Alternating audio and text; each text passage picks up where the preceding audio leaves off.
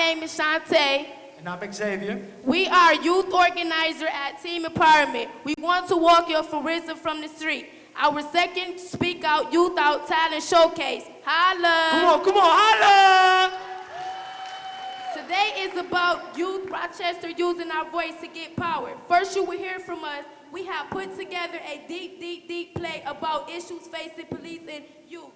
After the play, we will hear what you think about the issues and what should be done. Then we will have some new performers who will take the stage to spread their messages. Today's also about respect, so please show respect for everyone on stage and everyone who speaks. We would like to ask you to please shut our cell phones and pages or put them on vibration so you don't disturb the performance. It's time to sit back, focus your mind, and enjoy the show.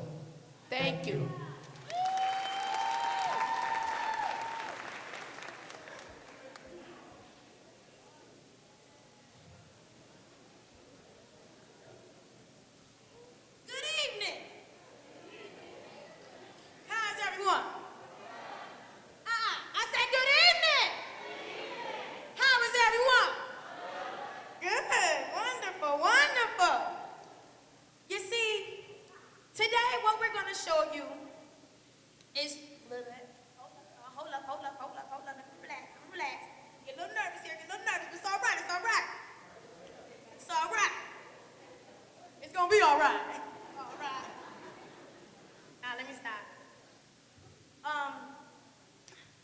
Today, Teen Empowerment is going to be presenting you a play.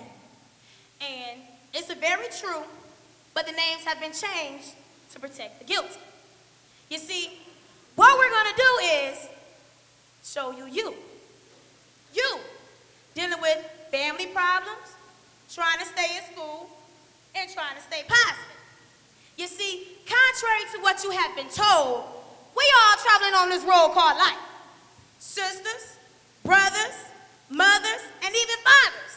You see, we all extensions of each other, right down to family and friends. And hopefully, one day you will see. If I lose, you lose. But if I win, you win.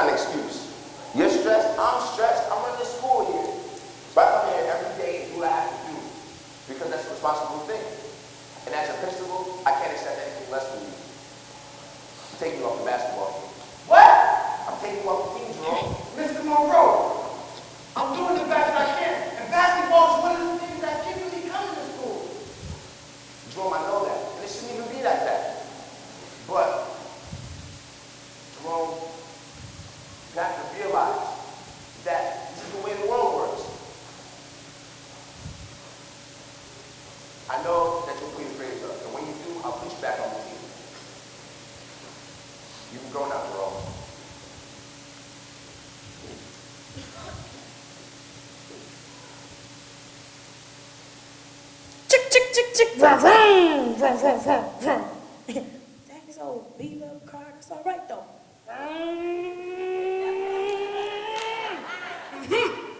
Make that turn. Oop, don't want to hit the curb. My car off. All right. Jerome's traveling along navigational system is steering him wrong. Starting on a roll of A's, B's, C's, and now D's. Let me ask y'all a few questions. Do dreams really come true? Is hope everlasting? Or when it comes to Jerome, has he switched his last basket?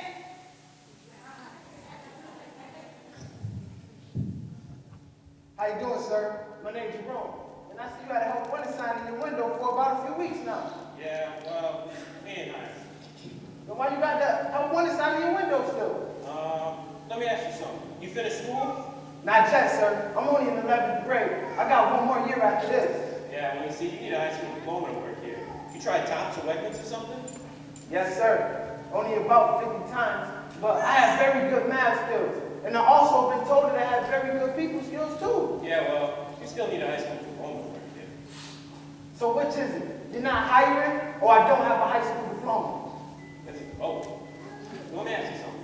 You always wear that thing on top of your head? This thing is called the do-rag. And if you find it so offensive, why you sell it?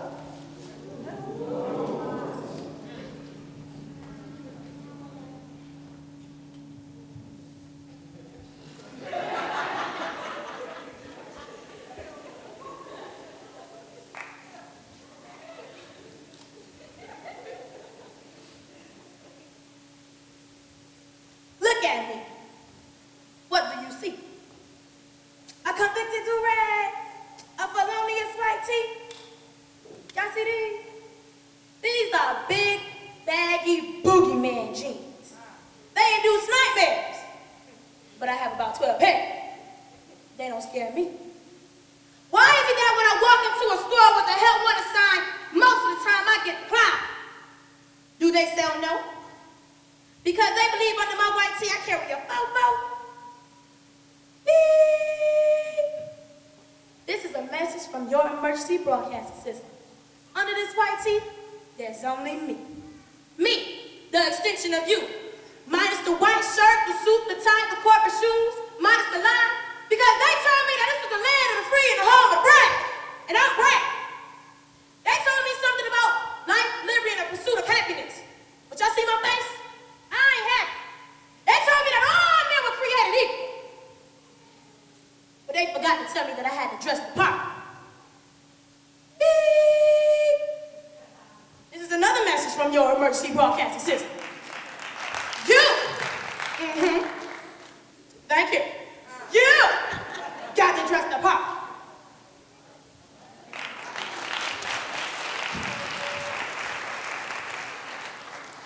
Hey, baby, what's cracking?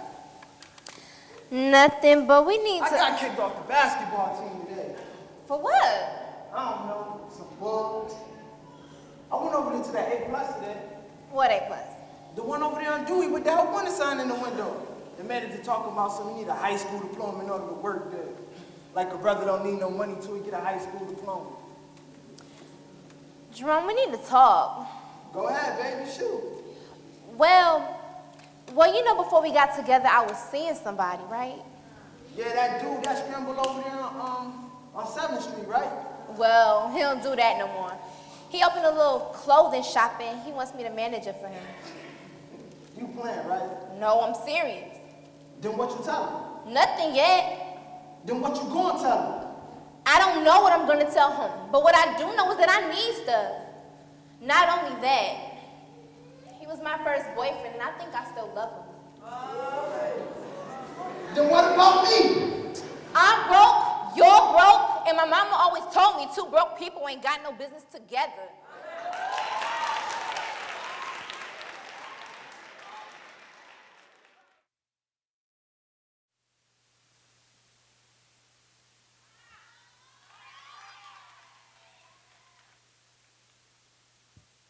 Please allow me to introduce myself. My name is Sierra, a.k.a. Woman. Now, this subject to me is very, very close to my heart, so I don't have to ad-lib or improvise to play this part. You see, because I am a woman, and I know that I know that I know, I got more power in the swinging of my hips, the lusciousness in my lips, the battings of my eyes, even the very teardrops that I cry. I got more power than the judge, the jury, and the executioner. Now I'm going to say this, and it may cause a little disturbance, or maybe even a little drama. But I got more control over these little boys than they own mamas. You see, yes. You see, men have gone to war for the love of a woman, built corporations and institutions for the love of a woman, committed homicide and even suicide for the love of a woman. Now that that's established. Ladies, what are we going to do with this power? Are we going to challenge our men to be the best that they can be? Or are we going to continue to let them kill each other daily? Are we going to allow them to sell their soul because we want some apple bottom jeans, some Fendi, some gold? Or because we want to ride around in that lovely Lex or that baby Benz so we can look good in front of our superficial friends? Now I'm going to tell you this. Fendi is out. And the gold is getting old. And the apple bottom jeans, y'all, they have a couple of hoes. 7 years later, he's either dead or in jail. And little Kim, y'all already know he looked just like him. Kim goes to school, and he's really, really bad. And the teacher replies, I'm gonna call your dad. Y'all know what he said? He said, my daddy's dead. He was an OG. He was an OG just like I'm gonna be. And the cycle, ladies, begins again.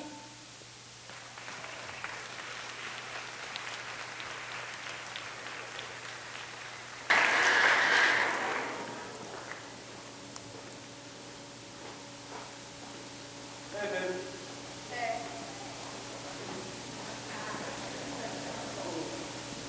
Baby, my back is killing me today. Just one more day. And I promise, we're going to have a nice long weekend together. Sounds good, baby. It seems like you've been working so hard.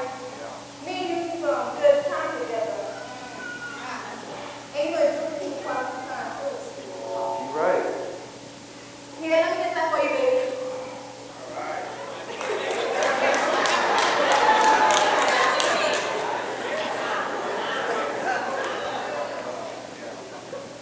You know I love you, right? Of course. And if anything were to happen to you, I don't know what I would do. Don't worry about me, baby. I'm going to be okay. We're going to be okay. Don't forget, I'm like Spider-Man. When I get home, I'm going to put you in my web. Stop. Stop me. I'm serious. Every time you leave here, I worry. I worry that you might not come home. Where does that leave me? Where does that leave Junior? You don't understand. You mean the world to us. You went to college. Why don't you get an office job? Work at the jail. Baby, look. Something safer. Baby, look. Ain't nothing bad is going to happen to me. I love my work. I know it can be hard on you too, but ever since I was your age, I knew this is what I wanted to do. Let's not forget, my grandfather both was cops. Oh my God. This isn't just a job. It's a responsibility. It's my responsibility to protect people, real people, like you and Junior. Look, my dad always told me to find a need and fit it. You gotta understand, that's what I do every day. Let me finish that responsibility.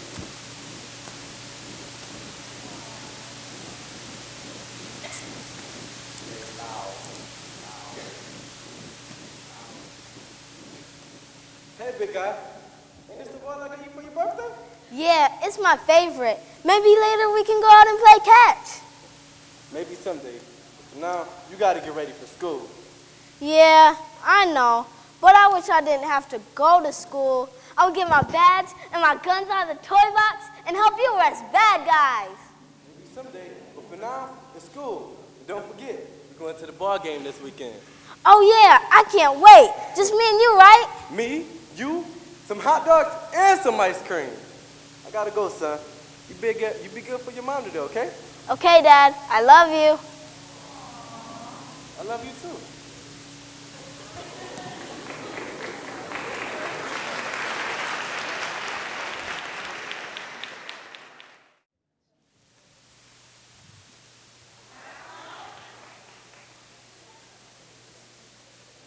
Let me explain it to you. Y'all ready?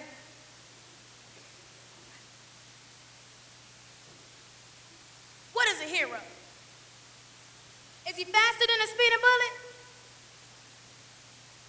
he stronger than a locomotive? Is he able to leap over a tall building in a single bound? Nah, no. No X-ray vision, no S's on his chest, no Batmobile, or no Boy Wonder. Just the super-duper power of love and integrity. Not just love for his family and friends, but love and respect for his community. No matter your race, your religious belief, your geographical location, or your social status, he is willing to stand up and fight if you're right.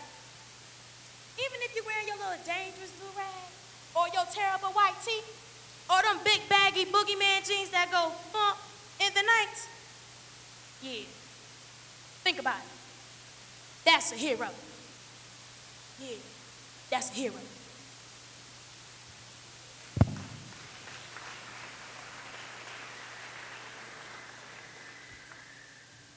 So this is my block.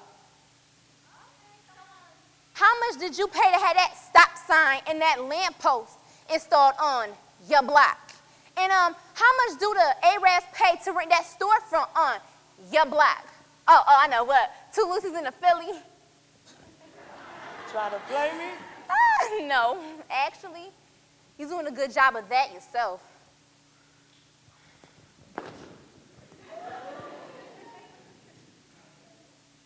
Poppin', baby boy. Same stuff, man. Just again. Come on, I'm tripping again. Man, when she stopped, she done went past tripping to vacationing on me, man.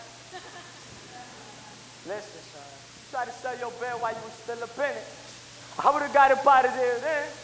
Yeah, and went where? You mama's favorite nephew. She'll put my dusty tail out to make room for you. I know, man, but it ain't even about me. Cause I can take care of me. It's my little sister. She a perfect kid. She shouldn't have to live like this, man. Yo, B, I need to get on, man. Man, I'm dead serious. This ain't no joke. I need to get on. I feel you, man. But I can't open that door. If something happens to you, they'll commit me. I'll be sitting in the Alsego Center playing with my lips. Man, you think this is a joke? Man, I'm dead ass. Me and my little sister gotta eat, man. Yo, cuz, man. Hold up. I got you, man. I got you, all right?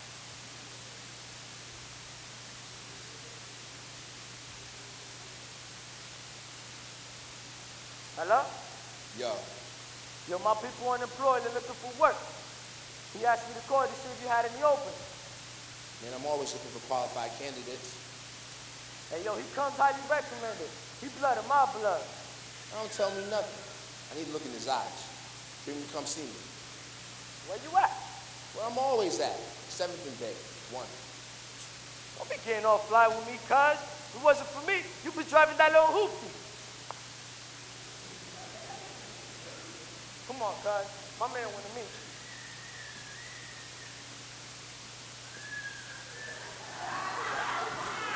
What's up? What up? Yo, this is my cousin Jake. He interested in joining his family. He cool, loyal, and dependable. Can he talk? Hell yeah, I can talk. Yo, what's poppin'? My name's Jerome. Lesson number 1, man. Don't give nobody your gun. So what up, Jay? I hear you looking for work. And I hear you hiring. Man, I'm always hiring. You every day ain't scrambling, any hustling? Man, I scramble every day. My mother's an alcoholic. My daddy's a deadbeat. Now, if you ask me if I ever sold drugs, yo, my answer's gonna be no. But peace, man. I can't sell Eskimo ice cubes. I like you, kid. Lesson number 2. You don't sell crack. You just put it in the bag and it sells itself. Your job is to protect our money. But, because I like you, this is what I'm gonna do. This right here, this is 7th and Bay. This block is yours. If you can handle it, that is. Hell yeah, I can handle it. All right? Last week I was over here, opened up a little spot on Monroe Ave. You held it down, you feel me? Like anywhere from 500 to a G a day. But like I said, I got some low risk, less lucrative areas. Man, I'm right here. All right? When can you start? Whenever. No time better than the present. Hold up.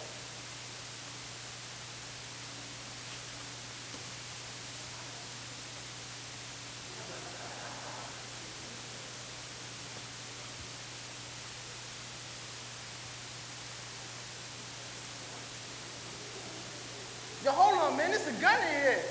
What you expect? Flowers? Nah, man. I just, You just what? I don't do guns, man. What you mean you don't do guns? Like I said, man, I don't do guns. Yo, that's a tool of our trade. Just like incarceration is a casualty of our profession. This is my block. It feeds me, clothes me, and keeps a roof over my head. Everybody in our army working with that. So if you ain't ready to strap up, soldier, you need to go see Danny Wegmans or Mr. Walmart or something. Oh yeah, but they not hiring. Give me. You want to see? Yo, man. Yo, cuz, what you doing, man? I thought you was thirsty. We saw this. Me and my sister gotta eat crap, man. Man, I'm not trying to kill nobody, though. Man, whenever have you known me to kill, man? Yo, cuz,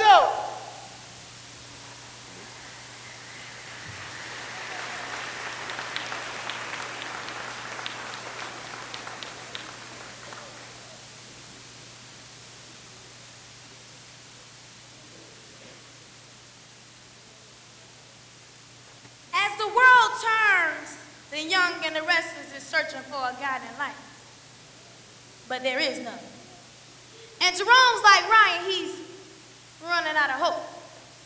Time of stress, no time to sit and rest. The pressure is mounting in. Choose, choose, choose. Break or bend.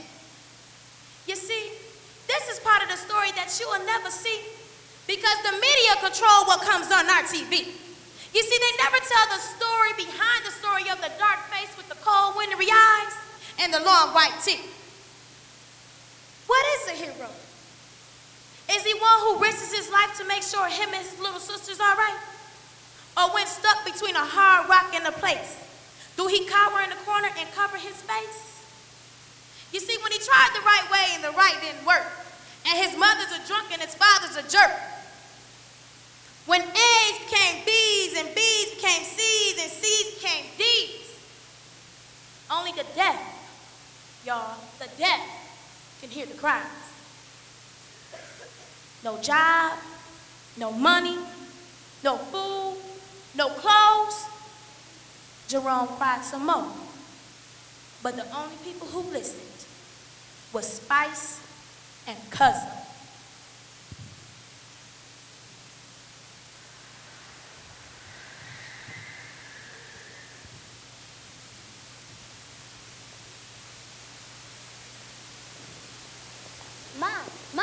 Mom. Well, yeah. Didn't I tell you about coming to my house about that gun? But Mom, look, I got all A's in my report card. Let me see. It is about the time you did so good. Won't you try to clean up this gun too high? Why don't you try not being drunk all the time? I tried, but it ain't work. And if it wasn't for your mother Bobby, I won't have all this stress on me. I'll be drunk all I want, as long as I pay these bills. Now you take your little grown self to your room. As a matter of fact, come here. You stay right here. All Miss A's in my report card, and Miss I pay all these bills. We'll go to her room.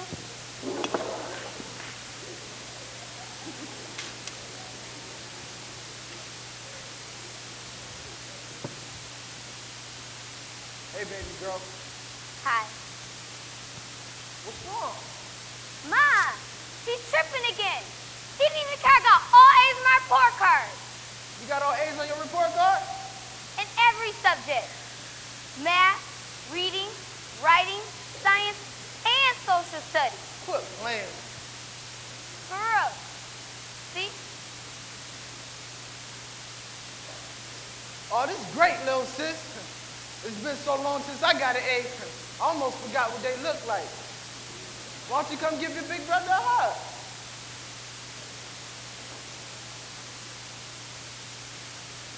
Here's $50. 10 for each A. Wow, thank you. It's been like so long since I had some money. I almost forgot what it looked like. You just keep getting A's and doing what you gotta do, and I'm gonna keep getting the money. Where you get this money from? Where Mom at? Upstairs. Where you get the money from? And where are you going? Out for a while. Where? Out for a while. You said that already. Now where? That's none of your business. Man, you're never around anymore. Mom's always drunk. It's like nobody cares about me anymore.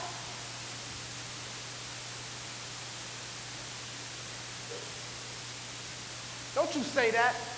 Don't you ever say that. I love you more than I love myself.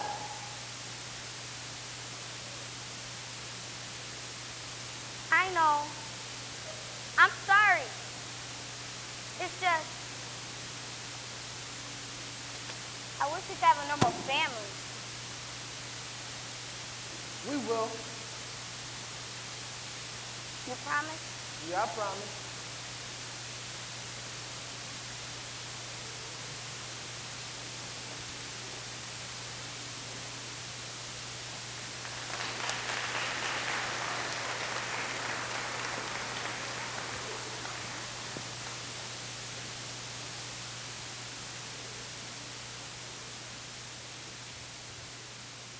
Hello. How y'all doing? I said, how y'all doing? I want some hype. I want some noise. How y'all doing? All right, all right. All right, all right. When we choose a life of death and destruction, sometimes we don't see how it affects our loved ones. But every heart's got to be open, and every eye's got to see. Because sometimes the ones that are affected are just little babies. And when babies don't get no affection, and babies don't get no love, and babies don't get no nurturing, and babies don't get no grub, babies grow up full of hopelessness and despair. And you may knock on baby's heart, and the echo says, love don't live here. You see, it takes a community to raise a kid, not rationalizations and justifications and what I should have did. You see, it is easier to guide, nurture, and build stronger kids than it is to repair a broken man. Said long ago by Frederick Douglass, but y'all know what? Y'all wasn't even listening then.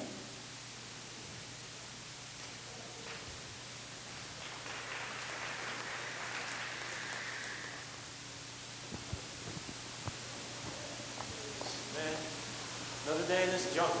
You ready, Hotshot? Come on, man. When you ever gonna stop thinking and talking like that? When this hell of a city starts looking like a place where people live, not a crazy zoo with a bunch of wild animals running around. Now with that attitude, you just ponder the problem. We're supposed to be part of the solution. I mean, whatever happened to your oath to protect and serve? The only protect and serve out here is these punks serve time in the pen, and we protect each other. And I do mean protect each other, because any one of these people will shoot you in a minute. I ain't gonna sit here every day and listen to your ignorant views. Man, why don't you just go find another job? You obviously don't fit this one. Just a sec, because you know it's true. You see these people hanging on the corner, pants half off, selling whatever, shoot whoever. First of all, you act like everybody living here doing that. And second of all, we talk about human beings with families to take care of. Human beings don't poison their own. Human beings don't kill their brothers and sisters over stupid stuff to make our jobs hell. Man, you missing the point. Not everybody got jobs like us. Even you know there's not enough to go around. Look around. Some of these kids wake up in tough situations each day and try to go to school and don't have everything they need. Until some of them things get changed around here, we're going to have tough jobs. And we got to do the best we can. Yeah, well, I'm going to do it the way I know how. Well, I better be good, damn it, because I got to live what you sold out the rest of the city. That's it. Here.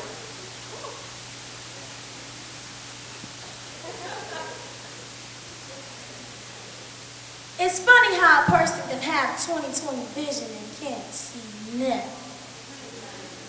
Always looking but can't see jack. But here's the reason for that. You see, social injustice is cloaked by some, but not enough. Confusing? Let me give y'all an example. You know how suburban schools have tons of textbooks and tons of after-school programs and all the latest tutorials and all that kind of stuff? But then you look on the other side and we got the city schools that have some textbooks that's either written in or torn pages. Some after-school programs, half an hour, 45 minutes to an hour. And then some computers that might not even be working, but never enough. Then we spend billions on our line of defense. Spaceships going to Mars to study the stars. And the rich is getting richer, but the poor is getting poorer. And we beg for some, but they beg for more. Prices is continuously going up, and wages going down. And decent jobs, y'all know just cannot be found. But, hold up. They build bigger prisons to house the poor. And the politicians say the same thing as before. Give us time. Give us time because times are tough. So we wait.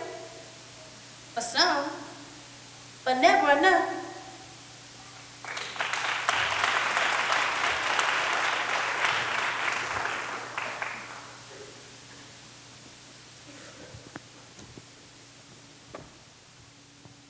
Yo, what you doing up here? What you doing up here? Go home, Elizabeth. No. Go home, Elizabeth. Not unless you're coming with me. Girl, don't play with me. I'm not playing, Jerome. Yo, give me two, son. Give me two. Man, if you don't get off my face, don't you see my little sister standing right there?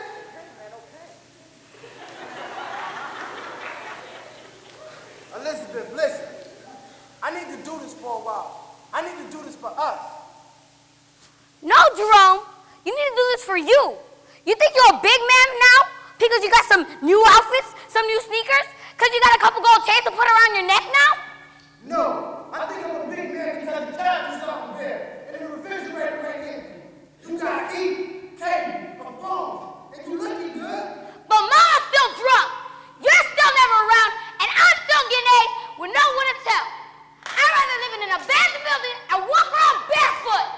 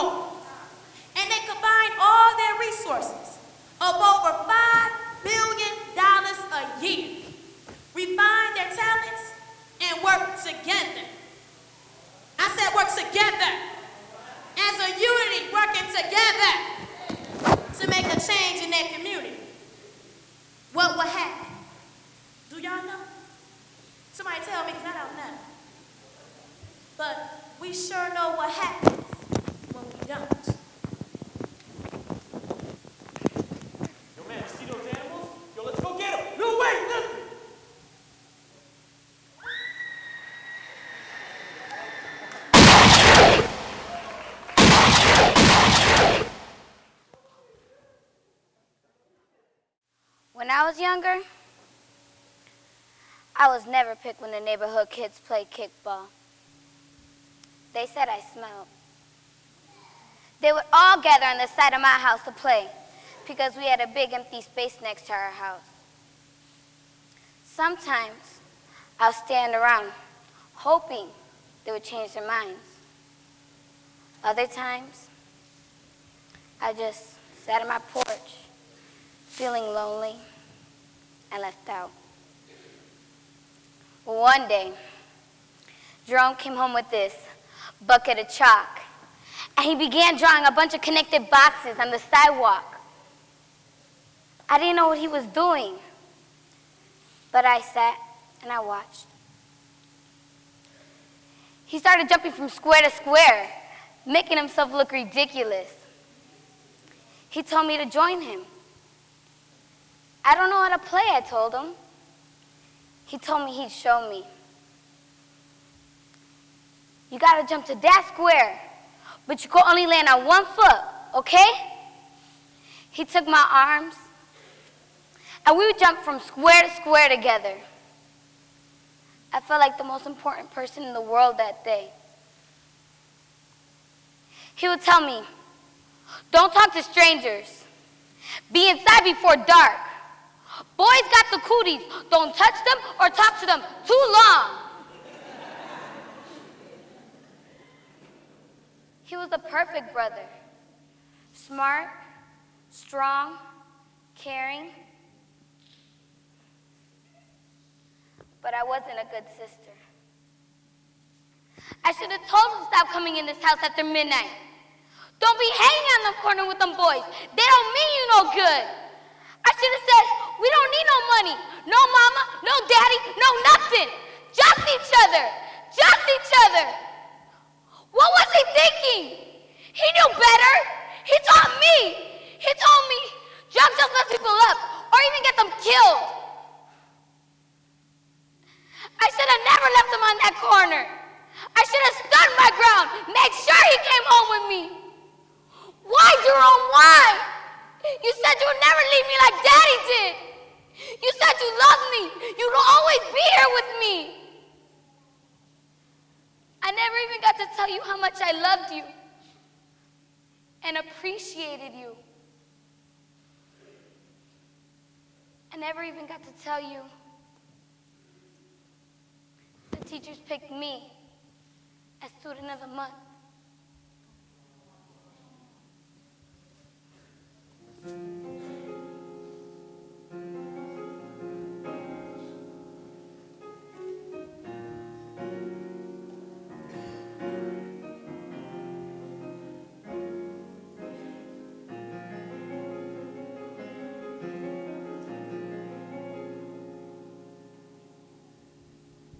If I'd known I was throwing up breakfast, I would have grabbed my stomach and cried and cried and cried. But nobody told me. Nobody told me that my daddy could die. Why didn't someone tell me that his power stopped at the end of our driveway? When he put on his blue suit, his badge, his gun, he was a superhero, super dad, Superman. Nobody told me superheroes could die. They never die on TV.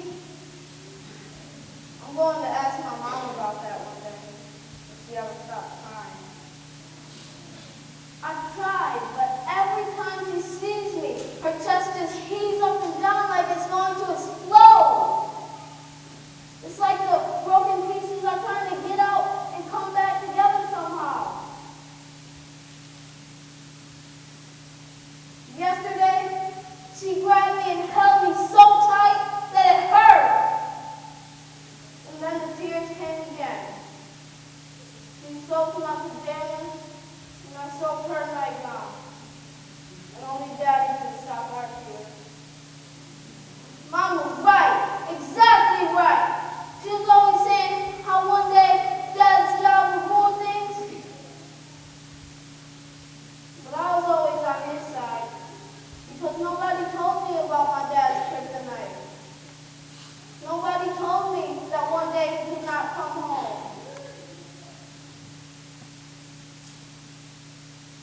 I wanted to shave him in the mirror just like he said we would.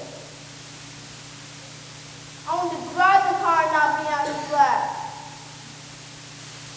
I wanted to ask him which way to the best restaurant that I'd take my girlfriend to someday. I wanted to eat those hot dogs at the game with the ice cream cone holding them while we're on top. I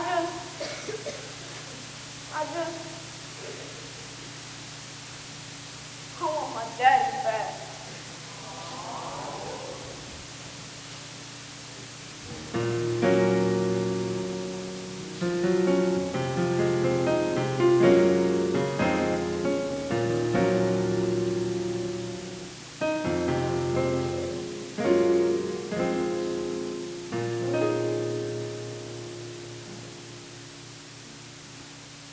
How did this happen? This wasn't supposed to happen to me. Not like this. What about my plans? My future? I wanted to go to college someday. Play basketball. Find a job. Have a family. I wanted to care for people and have people care for me.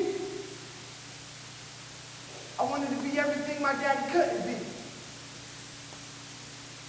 I wanted to be a strong father, able to provide and comfort, sort of like I try to do with Sis. But where did I leave her? Out here to make it on her own. Well, it ain't easy. What's she gonna do without me? I wasn't going to do this hustling thing forever. Just for a little bit. To help myself on my feet. Help out my sis. Maybe even pay a little rent. It wasn't permanent. I ain't no thug. I'm just another brother struggling, trying to get a buck. Looking for the right key to open up that right door. The right opportunity. Maybe even a slice of luck. But too many doors started closing on me. School, the hoop team, my girl, the job. One door right after another. Not even counting the doors that's closed by my invisible father and licking up mother. I thought cousin had to keep me. But then again, it seemed that way when it's right in front of your face, right outside your door, on every corner, in front of every liquor store.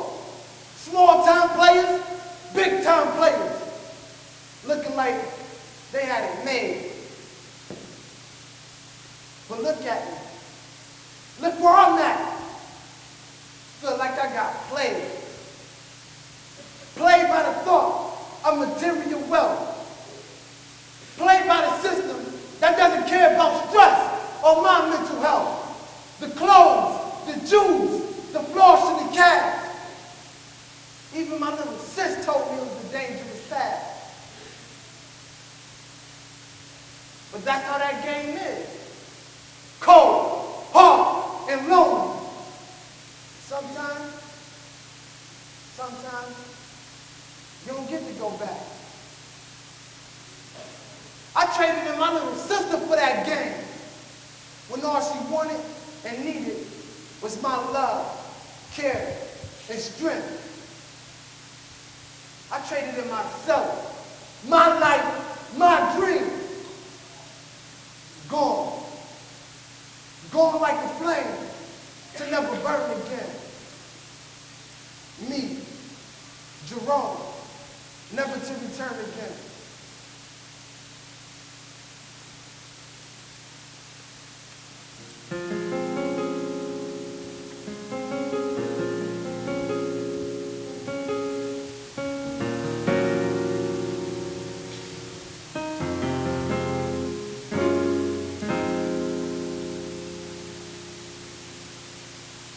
Wow. This is crazy. So his name was Jerome. I got a nephew named Jerome. They're about the same age. I remember my nephew asking me, he said, Uncle Nate, why do they call all y'all pigs? And why do most of my friends dislike cops? That was my first year in the force. And I had no answer for him. I just said, I don't know. But after spending 3 years riding around in my squad car with the raving lunatic, now I know. My partner and I wear the same uniform, carried the same guns, even went through the same training. But we were completely different. But you wouldn't know that unless you knew us. Just like my nephew and my son. They're really good kids, but they like to wear hoodies and baggy jeans, long white tees in the summertime. I even had to run my nephew off the corner several times. But if you didn't know that, you never know they're really good kids. I see my partner harass kids for following a fashion trend. And the funny thing about it, that he has a son that dresses the same way. But the only difference is, his son don't live in the city. I guess in the city, hoodies and baggy jeans mean guns, and do-rags and white tee mean thugged out and bad attitude. My first year in college, Site 101, I learned that anger left untreated becomes rage. But underneath it all, it's just hurt. I ride up and down the city streets all day long. And even from a distance, I can see the hurts in these kids' eyes. On a lot of days, I just want to yell, stop! Let me out. I just want to walk over and say, what up, fellas? Who do you like in the playoffs? And by the way, what's that hurt I see in your eyes? I ask myself over and over and over, was Jerome justified? Was he justified in making the decision he made? Of course not. But with all our resources, all our institutions of high learning, all our psychology, are we justified? Are we justified in treating the symptoms and not that ugly, ugly, ugly disease?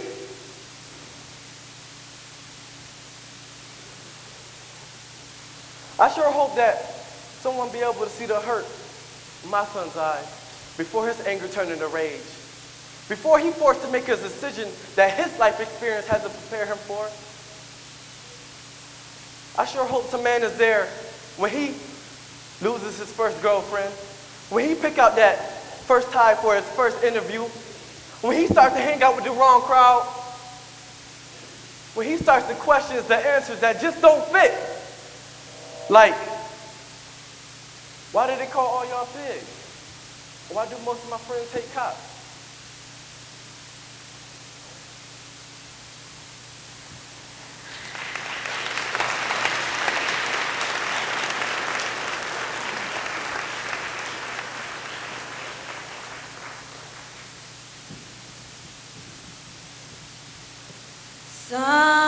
Someday, when we are wiser, when the world's older, when we have learned, I pray someday we may yet live to live and let live. Someday life will be fairer, need will be rarer, greed will not pay. Godspeed this bright millennium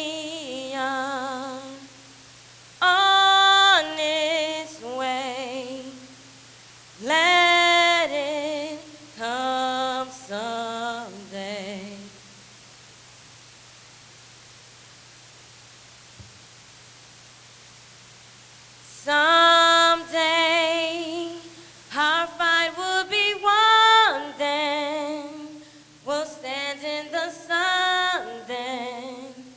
that bright afternoon. Till then, on days when the sun is gone, we'll hang on, wish upon the moon. Change will come someday, one day soon.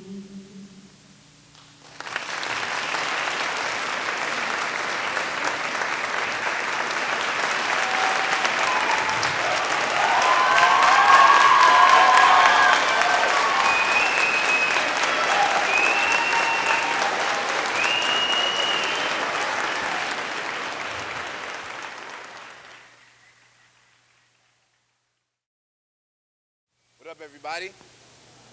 What's going on? Did you enjoy that? All right. My name is Jordan. You just saw the challenges of being a police officer in the city and the unfortunate realities that many young people face. Jerome encountered several dead ends. When dealing with school, finding a job, and not having enough money, Jerome seemed powerless. It is just that type of powerlessness that lead many to seek power through drugs, guns, and violence. But no real power can be gained by trying to hold down a block. When youth act out, they're giving society just another excuse to spend money on prisons instead of schools. When our neighborhoods aren't unsafe, no businesses want to open up, and the ones that are there want to leave. This is happening right now. And if we continue at this pace, we'll be left with more abandoned buildings, fewer jobs, and no quality of life on our streets. The only way to break these stereotypes is with positive action. We need to put a stick in the spokes of this cycle before it's too late by advocating for ourselves and backing it up with positive action. Right now, we're going to do an interactive exercise called Move Together. The way it works is, I'm going to read a statement and ask you to do a movement. If the statement applies to you, then do the movement I asked you to do. Everybody understand? All right, here we go. Stand up and make a brushing motion in front of your mouth if you brushed your teeth this morning. I know some of y'all lying, man. Sit down.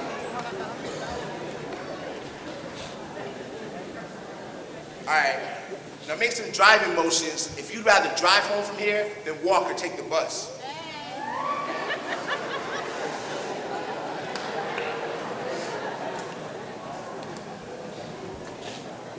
All right, now turn to your left and shake someone's hand if you met someone new at school this year. I know more of y'all got friends than that. How you doing? Come on.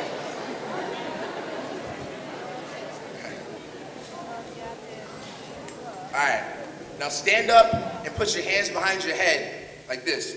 If you ever had a negative experience with the police.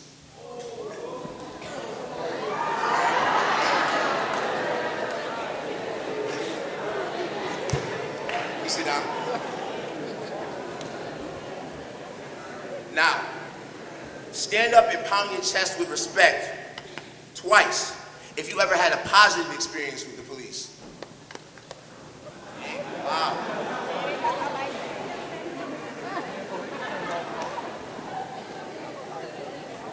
All right. Now pat your waist 3 times if you or anyone you know has ever carried a gun.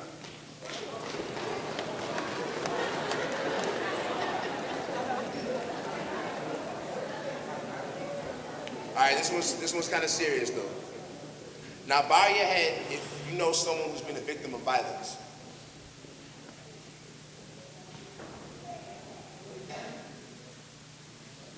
Now stand up and do the robot if anyone has ever made you feel less than human.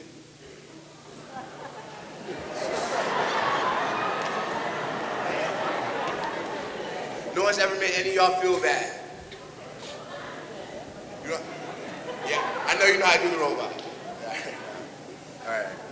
Now if you think Will Smith is the truth, Nod your head like this. Hey, Will Smith.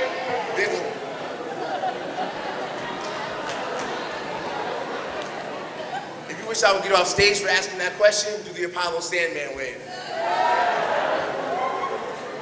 I'm still here though, hold up, I'm still here. All right, now flip a burger if you will work for minimum wage. Hey, some ballers in here. Now stand up and throw a pass or make a jump shot if you play basketball or football at school. All right, sit down.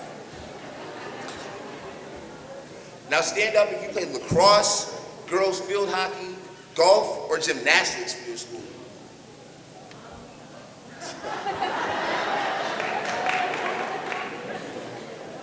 All right.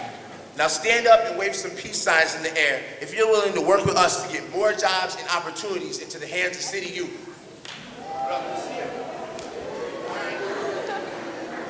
That's what I like to see. Some people didn't stand up, but I guess that just means we have a little bit more work to do. So let's do it. All right, now thank you all for participating. I asked you the questions about police because there are real issues between youth and police that we have to work hard to improve. I asked the questions about guns and violence because young people are killing each other over nonsense. But we need this to stop. We really need this to stop. When I asked about jobs and minimum wage, it's because we need to call on the government and demand change. We have more students, yet a fewer variety of sports, lowering the opportunities for scholarships, engagement in school, and character development. Like in that activity, Move Together, we need to stand up and make moves if we want things to happen. Just talking about it isn't going to solve anything. We need to be about it. Martin Luther King and Malcolm X didn't just talk about it. Harriet Tubman didn't just talk about it. And Frederick Douglass didn't just talk about it. They were about it. Recent generations haven't been able to provide the leadership that we need to stay on the course of change. It's time for us to step up for our generation and those after us. In a few minutes, you'll have a chance to speak out. I encourage you to use your voice to demand change. If we don't use our voices to change what's going on around us, no one else will. So let's be about it. Thank you. Hi, my name is Xavier. I've been working with teen empowerment for the last couple of months. This was a good decision for me because in my life, I have not always made the best decision for myself. Back in the second grade, life was great. I liked the school, got good grades, had fun, and even was a little bit of mama's boy. But around my way, things change real fast. When you're surrounded by hustling, drug dealing, violence, and other negative activities, sometimes it's hard to stay out of the way. And some people do, and I give them a lot of credit for staying strong. But as I got older, I wasn't as that strong. And I made decisions that affected my whole life. I started hanging out with a crowd that was smoking weed every day, stealing cars, and doing other things. The next thing I knew, I was locked up at Westfield and placed in the St. Joseph's Villa. Since I got there, I've been trying to make better choices in my life. Instead of being looked at as always the one in trouble, I wanted to be a role model and set an example. I hope that I can stay on this path because it's important to me. I have a 1-year-old daughter who means the world to me. I want her to have a father who she can look up to. I would rather raise her in a positive environment where I can go outside with her, play at the playground safely, swing on the swings, and run around. I don't want to worry about people getting high in the park, having fights, leaving knives around, or shots flying. I'm here to tell you that we must change what's happening around us so that the next generation can grow up in positive, safe neighborhoods. To make these changes, sometimes you gotta be willing to take a risk and try something new. That's why I joined in teen empowerment.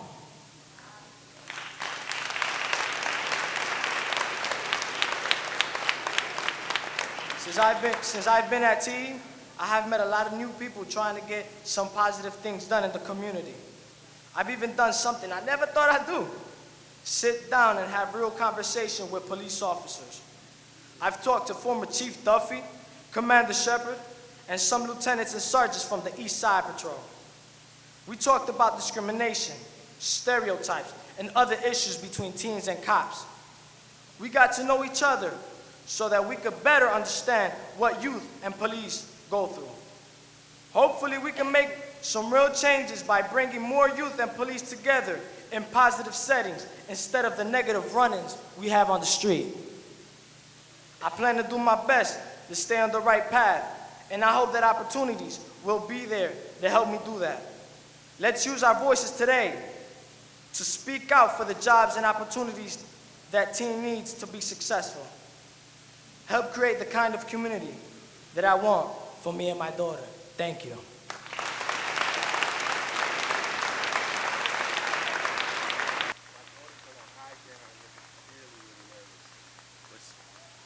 But since she's an extension of my life, I want to bring her out because I think it's very important for us as an adults and the audience to realize that we do have our children and that we must be fathers, good fathers to our children. So since she is an extension of my life, and I am proud of her, I always want the world to know what type of father I am and what type of children I have, because sometimes wisdom is known of his children. And I did say sometimes because we're not always dealing with the exacts. Everything's not exact or absolute. But I am Officer Moses Robinson. I'm with the Rochester Police Department. And I've been with the Rochester Police Department as of December 4th of this year for 20 years.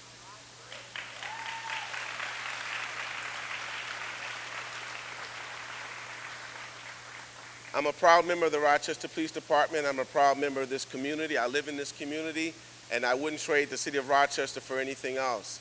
I know that Rochester has its problems, but we also have wonderful things that's taking place in our community that we all as a community really need to celebrate. We have a wonderful police department, and I believe our police department is making strides and great steps forward to deal with situations where we have these misunderstandings between contact with our citizens. But I've been at the as a Rochester police officer for the last 8 years. I've been assigned to the East High School.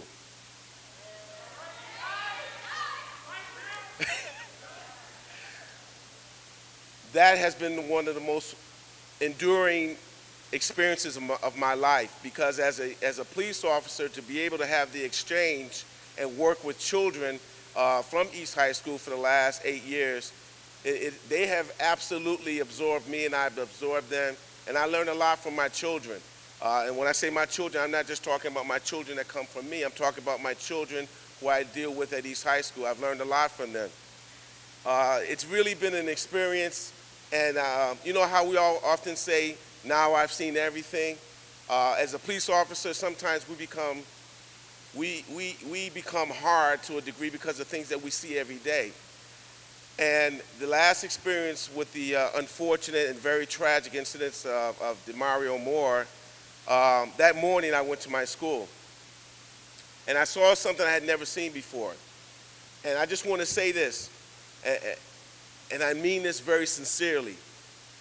As a school resource officer, as a member of East High School community, because a school is a community as well. As a member of the Rochester Police Department, as a member of the City of Rochester community, when that young man's life was taken, I had seen something in our school I'd never seen before.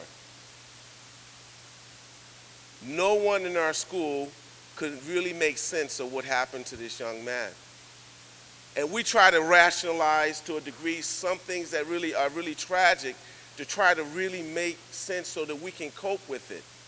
But a lot of the teachers who are adults, a lot of the kids, their ability not to quite understand what had happened to a member of our community, our school community, it tossed us into an area of real,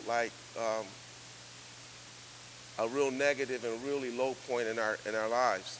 And I had seen before as an officer at East High School, many of the members who committed crime. or who have been involved in crime.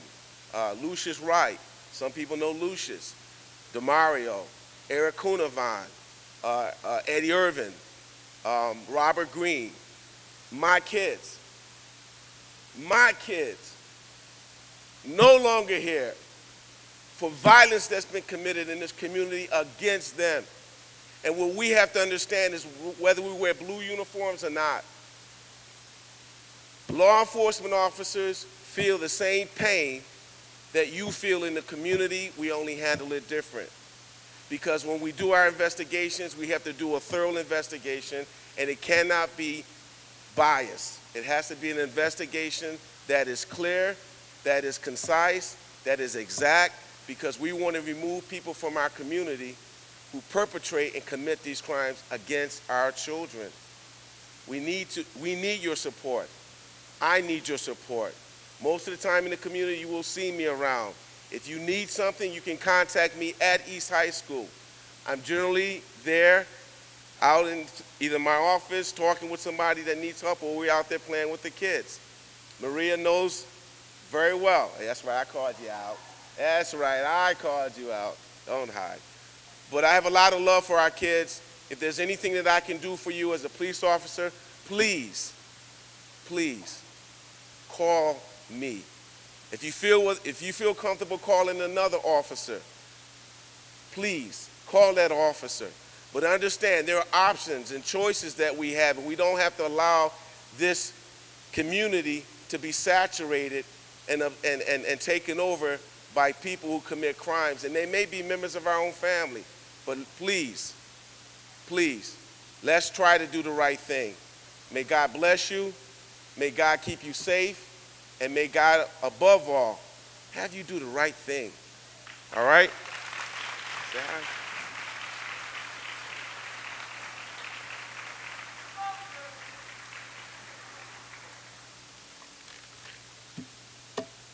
Okay, like I said earlier, we're about to begin the speak out portion of the day.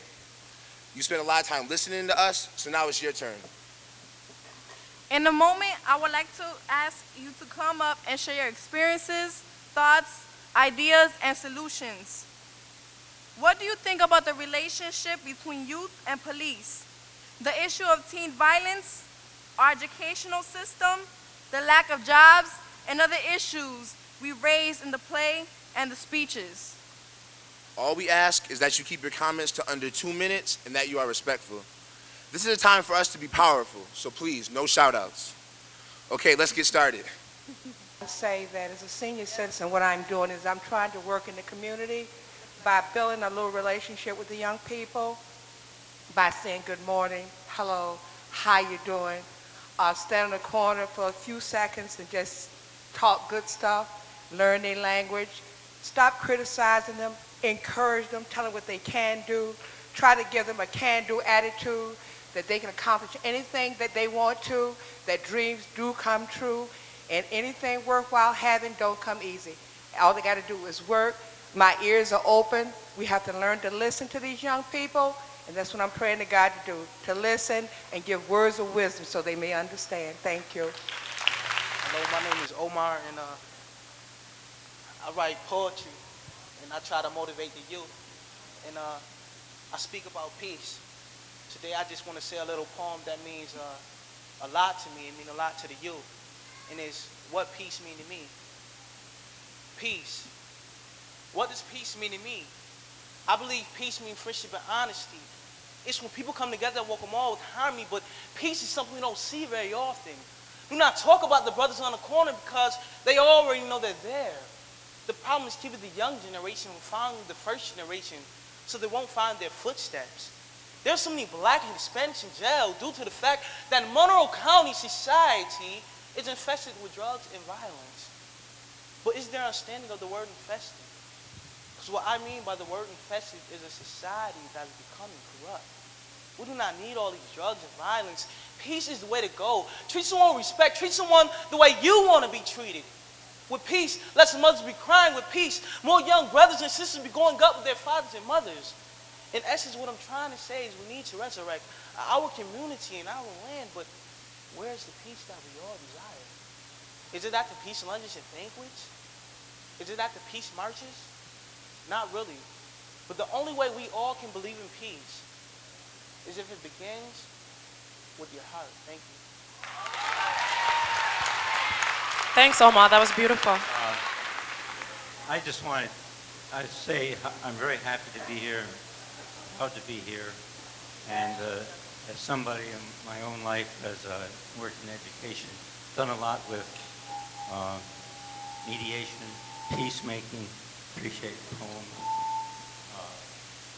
One thing I guess I want to say is that I live in Webster, so it's like vanilla land.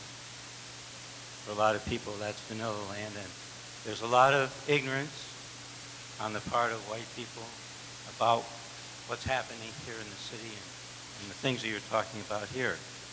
And I just want to say there are a group of people, though, that are interested in working, trying to help white people raise their awareness about things that are going on in the city.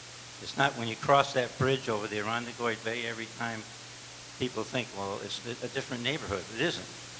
Somebody said once we were at one of the prayer vigils for after homicide, and they said, oh, you live way out in Webster? And it's like it was a 15-minute drive. It's part of the neighborhood. And this is the kind of thing we're trying to do. And I just want to say that I'm glad to be here, and we'll support any efforts. Also, one of the things that's been mentioned here about education, watch my time here, is the omissions in the education about about American history and how important black people have been in American history. So every time somebody says something about black history, I say, that's American history. That's not just black people's history, that's American history. And all that's kind of clouded over, I think, in our education. We're trying to do something about that. One event that we created we have an effort called Moving Beyond Racism. And we'd love to have more young people involved. We need the young perspective. We got a lot of old perspective, like guys like myself. We need young perspective in this program. We have a remembrance ceremony second weekend in June, which honors those African Americans that died in the Middle Passage. I'm not doing it, but people like the Jed here and so on are running it. And we'd love to have you come. All I can say is I'm here if you want the information on it. We'd love to have some people come honor the ancestors. And it's out at Durand Eastman. We have a ceremony at sunset and so on. We just want to invite you and I guess let you know that we exist, a group that's trying to do something to raise awareness. I thank you. Thank you for the program. And I'm 19 years old, and I live on Parcells Avenue. And I just want to say, not knocking on what you said over there, but that's what people do. They move. And if I move and you move and then the next person moves and the next person moves, then when we go back and when our children is raised up and when the children after our children is raised up, the same problems are still going on. The same drug dealing, the same killing, the same shooting, all this stuff is still going on. And it's up to us to encourage. I know they stand on the corner and they sell drugs and they do that, but they see life as survival of the fittest, so they do what they have to do in order to survive. Not saying that I agree with that, but it's up to us not to move, not to stand back and think we're better than them, not to stand back and talk about them, but it's our job to encourage them. Because like the lady said, if you win, I win. If you lose, I lose. We have to look at it like that. It's our job to encourage them to do better, to bring up them, if you make a man feel like he's nothing, then he's gonna resort to nothing, and nothing out of nothing leaves nothing. So we have to encourage each other. We have to upbuild each other. People are tearing each other down, and that's why they're doing what they're doing. People do other stuff because there's a void. Not that we can fill that void, because the honest answer is Jesus is the only thing that can fill every empty void in our lives. But it's up to us as a people, as young people, to encourage each other, to pray for each other. Prayer answers everything. I'm not standing up here trying to preach to anybody, but we got to begin to pray. We say in God we trust, but we can't even pray in our schools. We can't utter his name at a ball game, and we wonder, at East High School, me and my friends a couple of years ago, we started a prayer group there, and the principal wanted to suspend us. But when DeMario Moore died, everybody wanted to come together and pray, and everybody wanted to come together and do all this stuff. It's a shame that something tragic has to happen for us to turn to God. I'm not trying to be the preacher or anything, But the bottom line is we need to encourage each other. God is love, and if I can look down at you, and I'm supposed to be representing God, and I'm supposed to be a Christian, and I go to church, even if it's just on Sunday, God is love. So if I could look down at you and just walk past you and say, oh, I hope you get caught, or I hope the police, that is not love. That's not God. People are being brought down because we do it. Whether we just walk past them and ignore them, whether we turn up our noses at them. If I lose, you lose. If you lose, I lose. We all lose. We are all a community. We have to begin to encourage each other and build each other up so that everyone can win in the end. Not just my children, but your children and our children's children and the generation after that. So let's just begin to pray for each other, build each other, encourage each other. And when we win, everybody wins. And the next time the news come on, it won't be somebody dying because they waved at somebody. Or nobody will be getting shot because they stole somebody else's corner. Thank you, Ashley.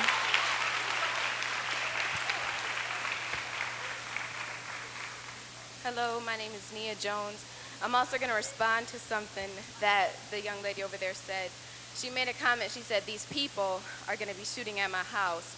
I'm going to use the play to respond to that. They're not people. They're human beings. They're our brothers and sisters. And as they showed also in the play, there's something deeper than just these people. Where's their heart coming from? Why are they so cold? Why are they shooting other people? That's what we should be asking ourselves. I'm only 16 years old, and to see my brothers and sisters going down for nothing is ridiculous. That's number one. And number two, like I said, I'm only 16. We need our mom and dad's help. Every time I turn around, I'm seeing people out on the street saying, I've been on my own since 16. Where's your mom? Where's your dad? Where's the adults helping us get our voices heard? There's so many of us here nowadays that are speaking out, that need help, that want to be heard, that want changes to be made, but there's no adults there to help us. Where are our parents at? Where are the adults in Rochester at? Where are the mothers and fathers that had these kids? Why aren't they taking their responsibilities? Our mom and dads can preach to us, make your grades, get a job, do this, do that, but you won't be a mother. You won't be a father. You won't take care of your kids like you should have. That's your responsibility. Don't sit up here and say, oh, do what I say and not what I do. That's how we learn. That's how we learn, by watching what you do. You know what I'm saying? People need to live up to their responsibilities. We're not just people. We're brothers and sisters. We're a family. If one of us go down, all of us are going to go down. So we need to make it to the top together. We need to stop settling for less. We deserve better than what we are getting. Come on now. Thank you.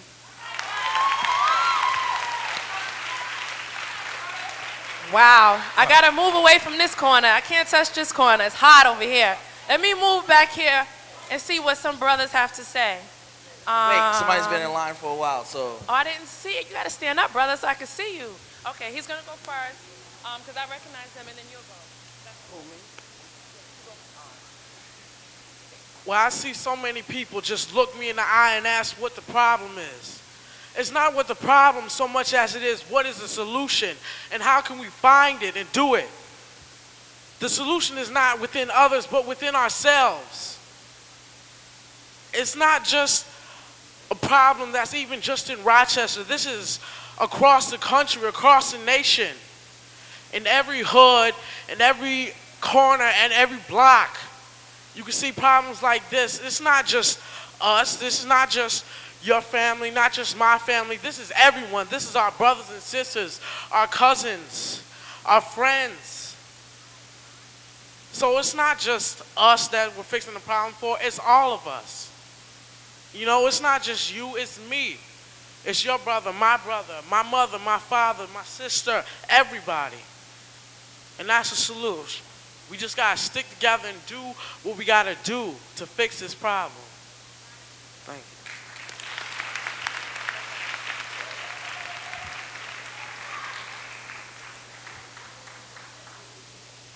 Good afternoon. My name is Jabari, and Samantha's father, and proud of it. But anyway, I just wanted to say that, you know, I've been a part of the theater, you know, being involved in theater for most of my life. And I want to say that theater is a way that you can find the truth. I mean, you can say all kinds of things on stage, you know, that you rehearse, that you don't have to be afraid of, because theater is a way of finding the truth and, you know, getting the answers that you need. As you see today, you know, a lot of you have found or heard some things that you probably haven't heard before, or had a chance to see some things you haven't seen before. So with all the talent that we have here in Rochester, this is one way that we can, you know, you can put together, you know, by with theater, you know, by being on stage and doing what you've seen here today, because this is the way this is one way of finding the truth, because people don't mind telling the truth on stage, for sure. And I just want to thank you, and I had a grand time today. Thank you. Hi, my name's Cynthia. This experience here is very good for the fact because it's like I never realized how life precious was until now. For the fact because I'm at a placement. It's crazy how we live in a house with 17 girls and they tell you what to do. They tell you when you can take a shower. They tell you when you eat. They tell you when you use the bathroom. And it's crazy how when you get a gun hooked to your head, and it makes you not realize how precious life is until your life is taken away. And it's almost taken away. And it's like you guys have to take your education very seriously. Respect your mother and father no matter what. And just take your education very seriously. Do good no matter what. Always keep your head up. There's always going to be people who are always going to put you down no matter what. Just do good, and hopefully this experience here will help you guys out in life. Thank you.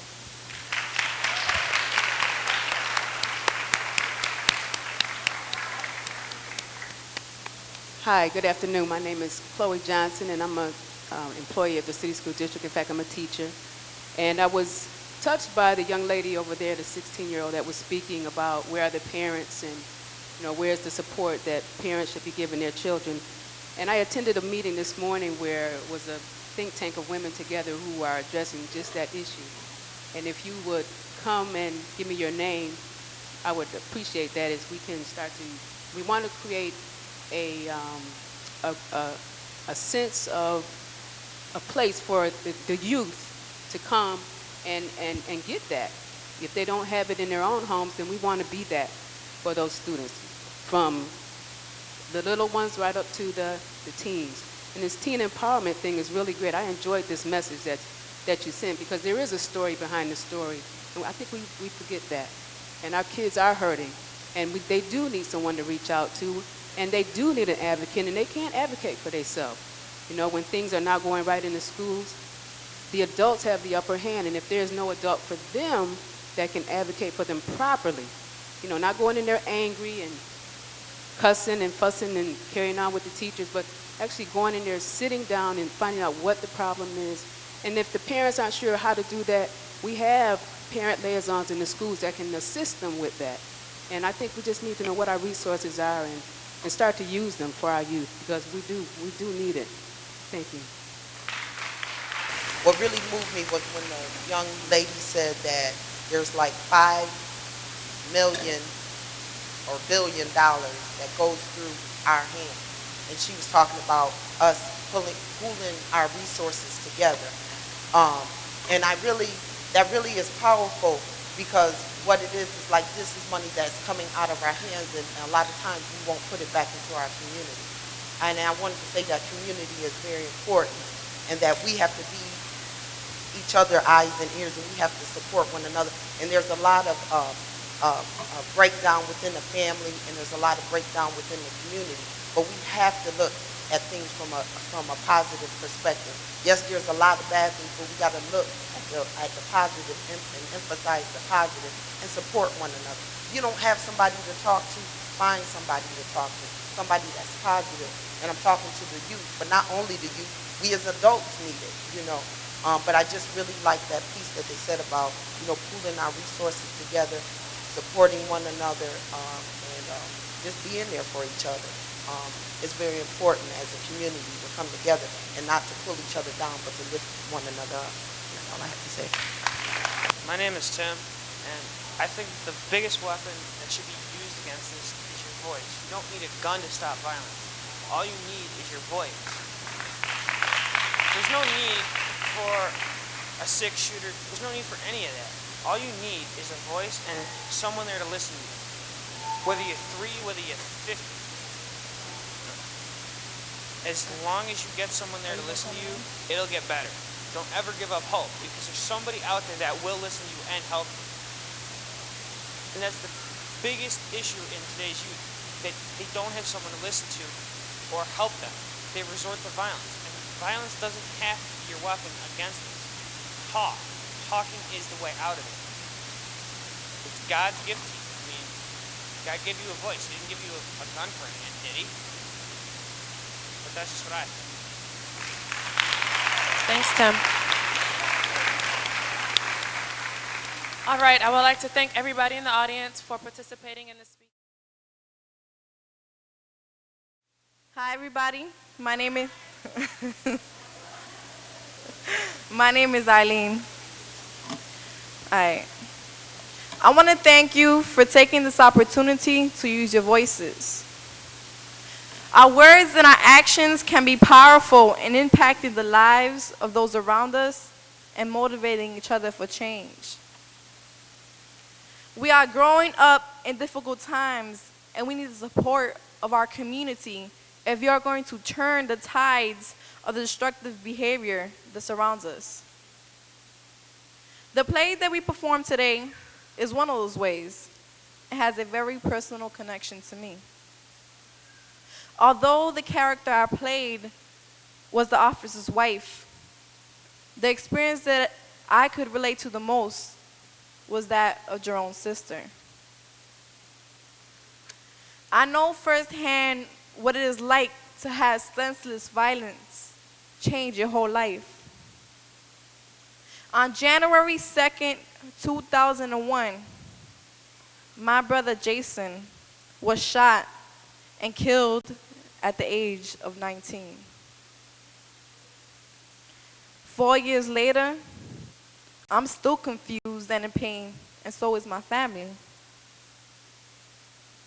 Sometimes I feel like we will never know how to heal, how to find comfort, how to escape the loss and the feelings that come with it. I watch my family hurt, get angry at each other, go through stages of depression, guilt, and struggle. Sometimes they just look lost, searching for answers that make sense when there may not be any. And yet we have to wake up each day and live. We have to go to school or work, try to make a living, maintain relationships, and keep going. They say time heals all wounds, but I haven't seen that yet. I was only 11 when everything happened, but I remember it like it was yesterday. We did not have an easy home life back then. Our parents had a hard time showing love, and my brother Jason always seemed to get the worst of it. But I loved him very much and looked up to him. Even though I was struggling with many problems at home and school, I was at the top of my game. Things were really going well in terms of my academics. I wanted my brother and others to be proud of me. My brother didn't deal with the things in our family in the same way as me. He spent a lot of time out of the house on the streets with his homeboys, probably trying to find what he couldn't find at home. When he was around, he was a lot of fun. He would turn up the music and get us all dancing. He made us laugh. He was fun and he was sweet. One year, I was having the most horrible birthday and jaywalked in with a necklace with a cross on it. I jumped on him and remember feeling like everything was all right. On New Year's Eve 2000, Jason was with us as we got a phone call to welcome our new nephew into the world. That day, my dad started an argument with him about his life. They exchanged words and Jason left the house upset. That was the last time I saw him. The day after New Year's, some people came by our house early in the morning to tell us that my bro had been shot on Avenue A. They said it was over a girl, but that don't matter to me. All I felt was pain in my eyes, hurt from the heartaches and the headaches. I was depressed. Stopped caring about my appearance and my grades just started dropping. I used to wrap myself in the ball and cry myself to sleep, even talk to the walls and pray to the Lord. I used to wait outside my door thinking my brother was coming home, but he never came home. I had nothing to do but to realize I had to make it through. I watched my mom suffer, and I know she will never be the same. I still worry about her mentally and physically. She has changed, and I hope that someday she can be at peace with this experience and with herself. The news said he was the first murder of 2001. The first, with how many more to come? In many communities, one is too many. One murder is an outrage, but in poor areas of the city where many of us live, this is a sad reality. We come to accept it, and so does the media. What is wrong with us? How do we get so paralyzed that we can't get up, get out, and scream about how this is not okay? We have to get out and work hard to change this world that leaves many of our young men out on corners to become murderers or victims with destroyed families left behind. 2 weeks ago, I heard about the murder of a young man named Demario. I didn't know him, and I didn't know his family. But it brought back painful memories for me. I know too much about what they are going through and what they will go through, and my heart goes out to all of them. Too many families are suffering like mine is. We need to wake up and understand how much these actions affect others and stand up to prevent this from ever happening to anyone else. To move forward, we must heal the pains of the past. A year after Jason was killed in 2002, I wrote this poem to help heal some of my wounds. I would like to share it with you today.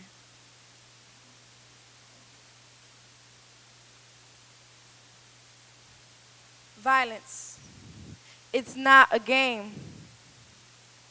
Violence, it makes me afraid at night to think that I'm alive today, but maybe I won't live to see another day. See, this ain't no play. See, this ain't nothing new. It's all true. Racism, killing, kidnapping, rape is all suffering if you just knew. How could people be so unfair and cruel? Stupid fools. It's unnatural, painfully rude. This was reality here in 2002, and it's 2005. Violence, it broke my heart in two and left a daughter with no love of a father at 3 months, and now she's 2. Violence, it broke my heart in two. Violence, it took my brother in the winter of January 2, 2001. Boom! Boom. I never even got to say I love you. Tears shed even to this day. And thousands of people die every day to violence. Now tell me, what are you going to do? Are you going to be the ones who give us the grief? Or are you going to be the ones who stand up, change it, rearrange, heal the broken wings? Let us live. Let us fly once more through.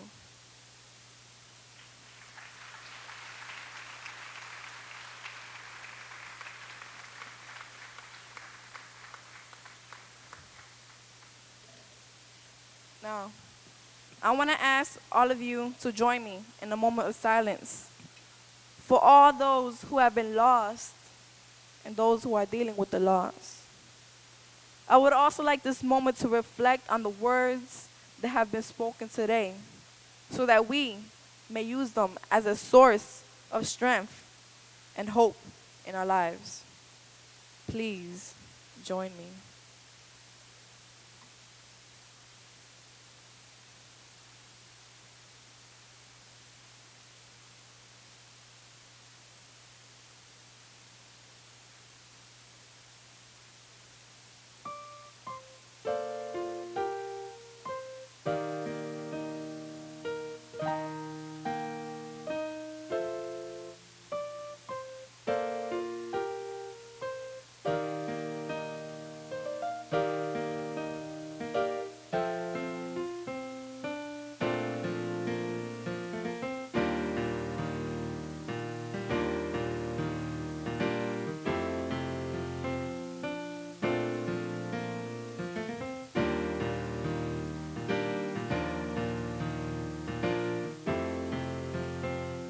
Thank you.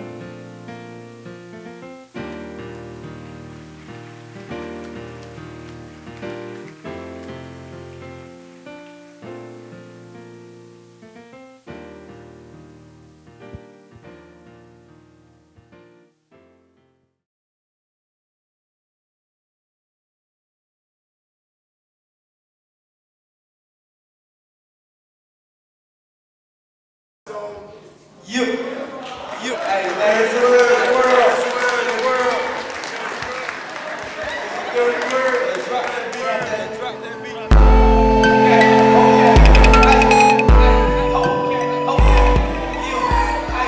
The beat ain't about, hey, my brother done. Hey, we rip our hearts on up in this thing, yo. Hey, we gon' tell y'all how it's a dirty world is up. So check this out, hey. Now it's a dirty world. I'm keeping my head up. And I'm a young player. Hey, what you doing, man? Now it's a cold street, but I'm keeping my head strong. Now it's a dirty world. I'm keeping my head up. And I'm a young player. Hey, what you doing, man? And I'm getting my hustle on. It's a cold street, but I'm keeping my head strong. Yo, this life that we living, man, this isn't a game. The way these people gotta struggle. Nightmare, bad night. See, my dad was never there, but I heard a lot about him. Now I'm living like this, and man, I didn't know whatever. Love put me on the fly. When I was only 14, even taught me how to sell dope. Crazy, no, the way I'm the same age I got back. Did 2 years. Now I'm home, and I'm over. Small face and no fear. The world can either hate me or love me to death. But I'm a young black man, so I'm thugging my best. I was a young boy out there, running the streets, and I had a lot of friends. My best friend was my heat, so this is for my people who got holes in their food and had to drink sugar water and have enough of no juice. Now it's a dirty world, but I'm keeping my head up. And I'm a young player, sometimes I get fed up. Hey, what you doing, man? And I'm getting my hustle on. It's a cold street, I'm keeping my head strong. Now it's a dirty world.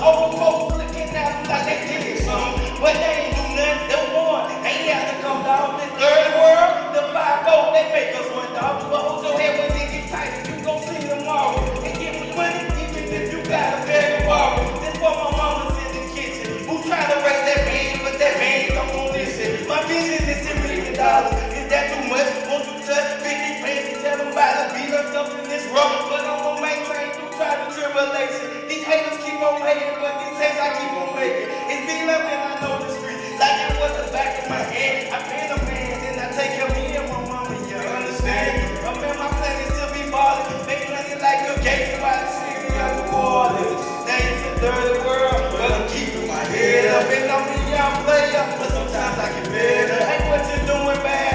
And I'm getting my hustle on. It's a cold street, but I'm keeping my head strong. It's a dirty world, but I'm keeping my head up. And I'm a young player, but sometimes I get better. Hey, what you doing, man? Man, I'm keeping my hustle on. It's a cold street, but I'm keeping my head strong. See, birth is like court because you sent to hell. Because these people being killed, who even sent to a jail. So put my thoughts on these papers so my mind will rebel. These 20 dudes act fresh, but they mentality stale. Now where is getting tired of sending checks in the mail? Because these people rather go to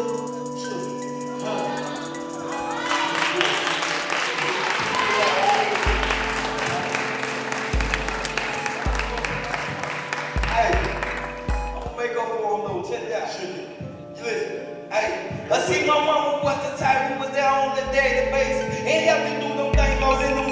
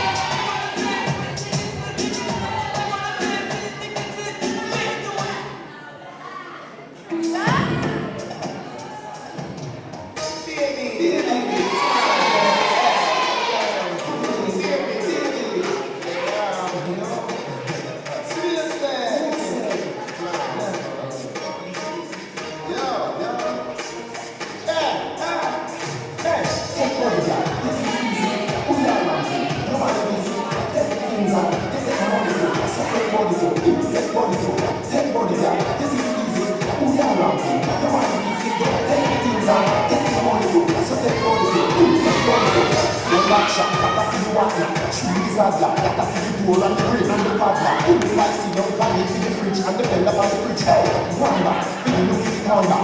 Take right, in the boots from Secra. Just the ceramic tie, the whole way corner. Not a go pass you a blowjob. Take body job, this is easy. Who you are ramping? Nobody easy. Take it in man, take it on the way. Take body job, take body job. Take body job, this is easy. Who you are ramping? Nobody easy. Take the things on, take the money to.